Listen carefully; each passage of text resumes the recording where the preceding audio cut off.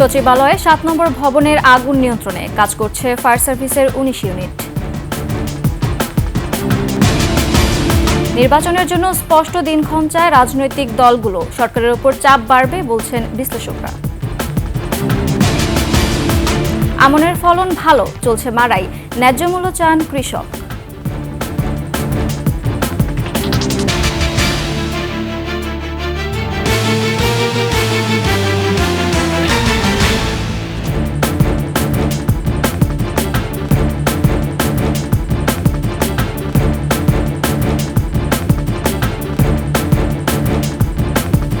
শুনছিলেন সংবাদ শিরোনাম।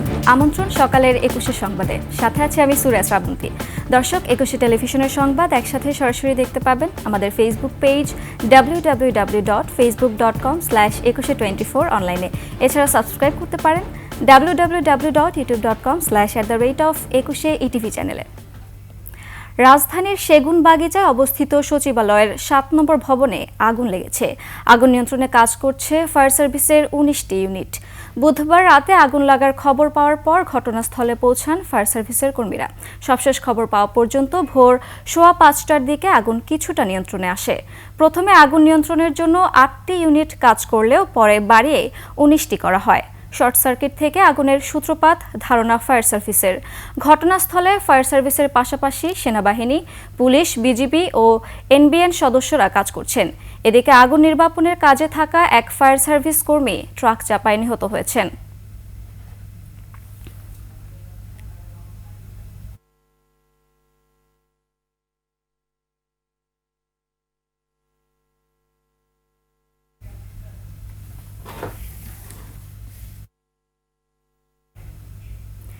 নির্বাচনের জন্য দ্রুত স্পষ্ট দিনক্ষণ ঘোষণাই দেশকে বড় ধরনের সংঘাত থেকে রক্ষা করতে পারে, এমনটাই বলছেন রাজনীতিবিদ থেকে শুরু করে সিনিয়র সাংবাদিকরা। তারা এও বলেছেন, অন্তর্বর্তী সরকারের ওপর চাপ প্রয়োগ না করলে দ্রুত নির্বাচন সম্ভব না। সিরাত আল মুস্তাকিমের রিপোর্ট। অন্তর্বর্তী সরকার দীর্ঘ সময় ধরে ক্ষমতায় থাকতে চায় বলে মনে করছেন বিএনপি নেতারা। তাদের মতে নির্বাচন নিয়ে সরকারের কোনো মাথা ব্যথা নেই, আর এই কারণেই নির্বাচন না দিয়ে রাজনীতিবিদদের সাথে নিজেদের দূরত্ব সৃষ্টি করছে সরকার। হয়তো ডক্টর ইউনূসের ব্যাপারটাই জানতেন, কিন্তু বাকি উপদেষ্টাগুলো কিভাবে, কার মাধ্যমে নিয়োগ হলো আমরা কিন্তু জানলাম না, আমরা অন্ধকারে থাকলাম। নির্বাচনের কথা শুনলেই তাদের মুখটা কাচুমাচু হয়ে যায়। রাজনীতিবিদদের কোনো মানুষ হিসেবেই গণ্য করছে না বা করে না, তারা নিজেকে বিরাট কিছু মনে করছে। ছাত্রদেরকে নিয়ে রাজনৈতিক দল গঠন করে ক্ষমতায় আনতে সরকার সূক্ষ্ম পরিকল্পনা করছে বলে মন্তব্য সিনিয়র এই সাংবাদিকের। দ্রুত নির্বাচন না দিলে দেশ আবারও সংঘাতময় পরিস্থিতির দিকে যাবে বলে মনে করছেন তিনি। এগুলোর কোনো দরকার নেই, নির্বাচন দিয়ে দিতে হবে। না দিলে একটা বড় ধরনের সংঘাতময় পরিস্থিতি তৈরি হবে দেশে। যদি কোনো দল গঠিত হয়, বিশেষ করে ছাত্রদের দ্বারা, তাহলে তো একটা বড় ধরনের ক্ল্যাশ তৈরি হবে সোসাইটিতে। এবং গভর্নমেন্টের ইচ্ছাটা যে বুঝতেছি যে এই যে ছাত্রদের দ্বারা যে দল গঠন করা হচ্ছে, এই দলটিকেই ক্ষমতায় নিয়ে আসা। তারা বলছেন ন্যূনতম কিছু সংস্কারের মাধ্যমে এই মুহূর্তে দ্রুত নির্বাচনের কোনো বিকল্প নেই। তাড়াতাড়ি ইলেকশন দিয়ে সরে যান। সিরাত আল মুস্তাকিম, 21 টেলিভিশন, ঢাকা। আবহাওয়া অনুকূলে থাকা এবার দিনাজপুর ও সুনামগঞ্জে আমনের ফলন ভালো হয়েছে। ধান কাটা, মাড়াই ও শুকানোর কাজে ব্যস্ত সময় পার করছেন কৃষানীরা। ন্যায্য মূল্য পেলে ধান বিক্রি করে উৎপাদন খরচ মিটিয়ে লাভবান হতে পারবেন, এমনটাই প্রত্যাশা কৃষকদের। দিনাজপুর ও সুনামগঞ্জ প্রতিনিধির তথ্য ছবিতে ডেস্ক রিপোর্ট। সোনালী ধানে ভরে আছে দিনাজপুরের মাঠগুলো। কৃষকরা কেউ ধান কাটছে, কোথাও চলছে মাড়াই, কেউ আবার ধান বিক্রিতে সময় পার করছেন। চলতি মৌসুমে দিনাজপুর জেলায় 2,60,856 হেক্টর জমিতে আমন চাষ হয়েছে। এর মধ্যে 90,000 হেক্টর জমিতে সুগন্ধি জাতের ব্রি ধান 34 চাষ হয়েছে। অবশিষ্ট 1,70,856 হেক্টর জমিতে মোটা জাতের ধান চাষ হয়েছে। রোগবালাই না থাকার কারণে ধানের ফলনও হয়েছে ভালো। এবার জেলা থেকে প্রায় 9 লাখ টন চাল পাওয়ার আশা করছে কৃষি বিভাগ।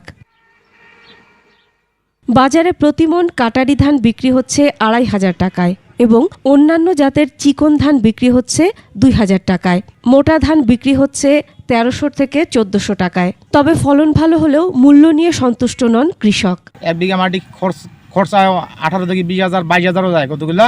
আবার ধান কাটারও দাম বেশি এবার। উৎপাদন খরচ বেশি, সারের দাম বেশি, বিষের দাম বেশি। মাইকিং করতেছে 2640 টাকা বস্তা নিবে। সেই হিসাবে যদি নেয় সরকার তো কিছুটা লাভ হবে না, বরঞ্চ ক্ষতি হবে আর কি। কৃষি বিভাগ বলছে ভালো ফলন হওয়ায় স্থানীয় চাহিদা মিটিয়ে অন্যান্য জেলায়ও পাঠানো যাবে।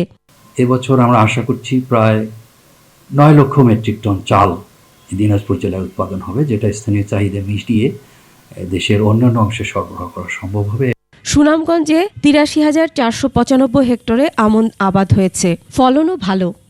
গত বছর এবারে বাম্পার ফসল হয়েছে। দাম যদি আরো বাড়ে তো কৃষকসকলের ভালো একটা উপকার হইব, তারা ক্ষেত্রের মাঝে খুব আগ্রহ হইব। ন্যায্য মূল্য পেলে উৎপাদন খরচ মিটিয়ে লাভবান হওয়ার আশা কৃষকদের। দাম যদি একটু বাড়ে তো আরো ভালো হইবে কৃষকটা, আর কমলে তো মনে করো কৃষকের লস হয়। কৃষি বিভাগ বলছে এবছর আমন উৎপাদন লক্ষ্যমাত্রা ছাড়িয়ে যাবে। বাম্পার ফলন হয়েছে। আমাদের লক্ষ্যমাত্রা ছিল 2,14,960 মেট্রিক টন চাল। আমরা আশা করছি আমাদের লক্ষ্যমাত্রা চেয়ে 2,000 মেট্রিক টন চাল বেশি পাওয়া যাবে। ন্যায্য মূল্য পেলে চাষাবাদের মাধ্যমে জাতীয় অর্থনীতিতে গুরুত্বপূর্ণ ভূমিকা রাখার প্রত্যাশা হাওরপাড়ের কৃষক কৃষানীদের। Masum আলিসা, desk report, 21 television. নিচ্ছে সংবাদ বিরতি। যখন ফিরছি তখন অন্যান্য সংবাদের সঙ্গে আরও থাকবে। এবার সিলেটে বিপিএল মিউজিক ফেস্ট, মঞ্চ মাতালেন নগর বাউল খ্যাত জেমস। আবারও আমন্ত্রণ সকালের 21 সংবাদে। এবার 24-এর বাংলাদেশ, আগামীর সম্ভাবনা।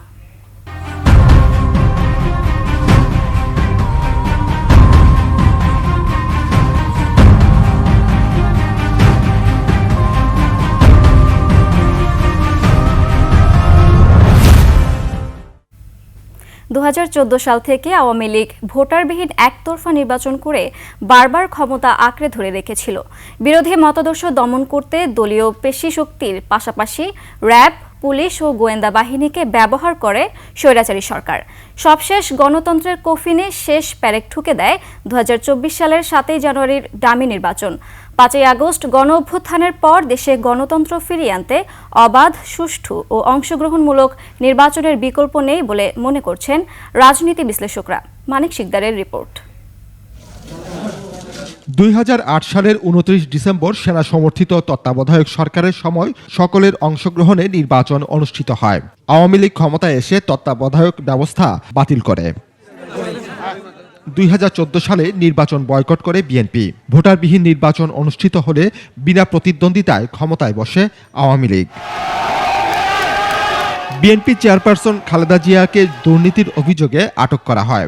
রাজনৈতিক টানাপোড়েনে 2018 সালের 30 ডিসেম্বর বিএনপি নির্বাচনে এলেও সে নির্বাচন নিয়ে প্রহসনে মেতে ওঠে সরকার। রাতের অন্ধকারে ভোটের অভিযোগ ওঠে। জনগণবিহীন নির্বাচনের আয়োজন করতে যে সরকার নিজেকে একটা ফ্যাসিস্ট গভর্নমেন্ট হিসেবে নিজের পরিচয় তুলে ধরেছে। সবশেষ ডামি নির্বাচনের আয়োজন করা হয় 2024 সালের 7 জানুয়ারি। বিএনপি সহ বেশ কিছু রাজনৈতিক দল অংশ না নেয়ায় আওয়ামী লীগ নিজ দলের প্রার্থীদের স্বতন্ত্র প্রার্থী হিসেবে নির্বাচনে জয়লাভ করায়।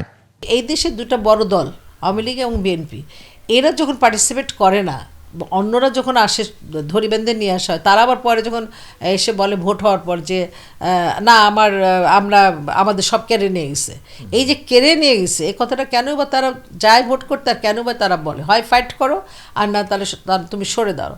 তো আমি মনে করি যে নির্বাচনটা সঠিক ছিল না। প্রতিটি নির্বাচনের আগেই চরম মানবাধিকার লঙ্ঘন করা হয়েছে। বিচার বহির্ভূত হত্যাকাণ্ড, গুম সহ নানা অনৈতিক কাজে ব্যবহার করা হয়েছে রাষ্ট্রযন্ত্র। জনগণকে ভোট দিতে দেননি, এটা নিঃসন্দেহে বড় অপরাধ, কিন্তু তার চেয়ে কি আরও বেশি অমানবিক অপরাধ বিগত সরকার করেনি? সুতরাং বিগত সরকার যে কাজগুলো করেছেন তাদের কাজের মধ্য দিয়ে তাদের যে আপনার ফ্যাসিস্ট চরিত্রের যে বৈশিষ্ট্য, সেই বৈশিষ্ট্য তারা নিজেদেরকে প্রকাশিত করেছে। সমস্ত পলিটিক্যাল যে সমস্ত ব্যক্তিরা আছে তারা কিন্তু ধাক্কা খেয়ে বুঝেছে বা 24 সালে যে কখনো কোনো জিনিস একদিনে ধরে রাখা যায় না, কোনো মসনদ এভাবে ধরে রাখা যায় না।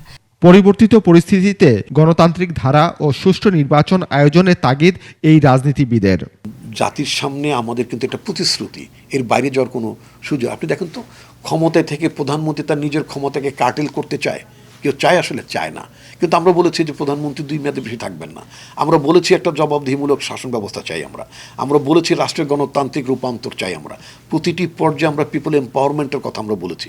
ভবিষ্যতে যেন কেউ রাষ্ট্রযন্ত্রকে নিজেদের স্বার্থে ব্যবহার না করতে পারে সে বিষয়ে সবাইকে সজাগ থাকারও আহ্বান বিশ্লেষকদের। নির্বাচন কমিশন হয়েছে, আমি বলবো এখন থেকে তাদের 3 মাসের মধ্যে মাঠের রিসার্চ করে দেওয়া উচিত যে কোথায় কি অবস্থা আছে, কার কার দ্বারা কি হতে পারে, সেই জায়গা থেকে তাদের চিন্তাভাবনা করে তাদের নিজস্ব একটা রোড ম্যাপ তৈরি করা উচিত এবং তাদের পলিটিক্যাল লোকদের নিয়ে তাদের সাথে বসে এই জায়গাগুলো তাদের বলা উচিত যে ওখানে আপনাদের কারো দ্বারা আমরা মনে করছি ঝুঁক হতে পারে, আপনারা সেই জায়গাগুলো থেকে আপনারা তাদেরকে সাবধান করেন।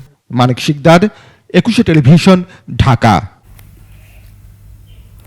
রাজধানী সহ দেশের মধ্যাঞ্চলে মাঝে শীতের কিছুটা অনুভূতি পাওয়া গেল তা এখন অনেকটাই নেই। আবহাওয়া অধিদপ্তর বলছে নতুন বছরের শুরুতেই শীতের তীব্রতা বাড়তে পারে। জানুয়ারির শুরুতে দেশের উত্তর পশ্চিমাঞ্চলে তাপমাত্রা আরও কমতে পারে। একই সঙ্গে শৈত্যপ্রবাহের বিস্তৃতিও বাড়তে পারে। বিশেষ করে চুয়াডাঙ্গা, যশোর, পাবনা, নওগাঁ ও গাইবান্ধা অঞ্চলে শৈত্যপ্রবাহ দীর্ঘস্থায়ী হতে পারে।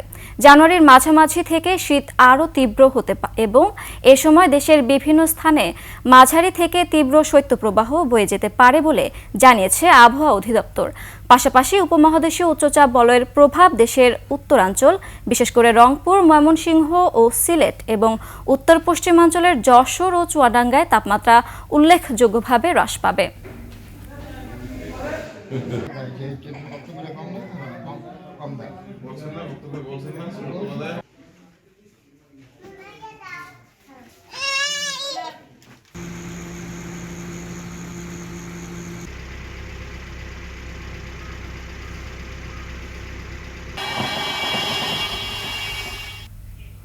রংপুর সদরের জাহাজ কোম্পানির মোড় এলাকায় আছেন সহকর্মী লিয়াকত আলী বাদল। তার কাছে জানবো সেখানকার শীতের খবর। লিয়াকত, আমাদেরকে রংপুরের শীতের অবস্থা সম্পর্কে জানাবেন। ধন্যবাদ শ্রাবন্তী। আপনি যেটা বলছিলেন যে এই পৌষ মাসের মাঝামাঝি অবস্থায় রংপুর অঞ্চলে প্রচণ্ড শীতের তীব্রতা বেশি হওয়ার কথা, সেখানে এবার কিন্তু শীতের তীব্রতা নেই বললেই চলে। রংপুর আবহাওয়া অফিস যেটা আজকে বলেছে, আজকে রংপুরে সর্বনিম্ন তাপমাত্রা হচ্ছে 13.6 ডিগ্রি সেলসিয়াস এবং এটা এখন যেটা কুয়াশাটা নেই, কুয়াশা এই সময় কুয়াশার চাদরে ঢেকে যাওয়ার কথা, কিন্তু এখন কুয়াশা একেবারেই নেই।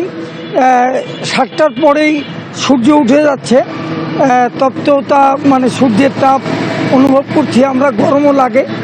তবে একটা বিষয় যে শীতের বিরূপতা সেটা হচ্ছে যে দিনের বেলা শীত না লাগলেও সন্ধ্যার পর থেকে তাপমাত্রা কিন্তু কমতে থাকে। বিশেষ করে সন্ধ্যা 6টার পর থেকে রাত্রে যত রাত গভীর হতে থাকে তাপমাত্রা তত কমতে থাকে। যদিও আমাদের আবহাওয়া অফিসের সেইভাবে ওরা ওইটা রেকর্ড করে না, তবে তারা যেটা আমাদেরকে জানিয়েছে সন্ধ্যা 6টার পরে 12 ডিগ্রি সেলসিয়াসের নিচে তাপমাত্রা নেমে যাচ্ছে।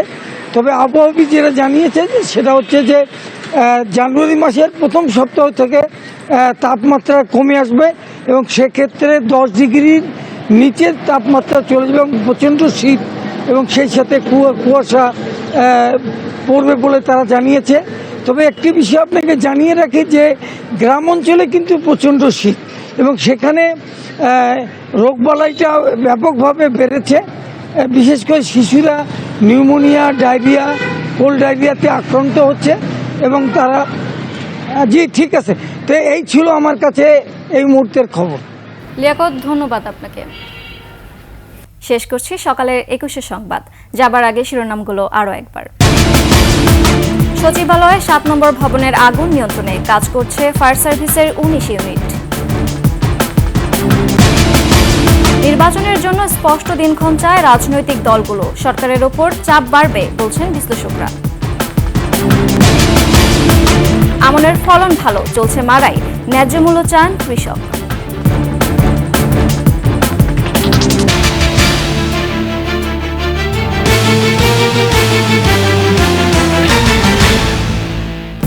সর্বশেষ সংবাদ জানতে ডায়াল করুন 2021 নম্বরে আর ভিজিট করুন 21-tv.com ওয়েবসাইটে। ফেসবুকে ভিজিট করতে পারেন www.facebook.com/2124 অনলাইনে। এছাড়া সাবস্ক্রাইব করতে পারেন www.youtube.com/@21etv চ্যানেলে। এতক্ষণ সঙ্গে থাকার জন্য ধন্যবাদ। পরবর্তী সংবাদ সকাল 9টায় দেখার আমন্ত্রণ রইল। 21-এর সাথেই থাকুন।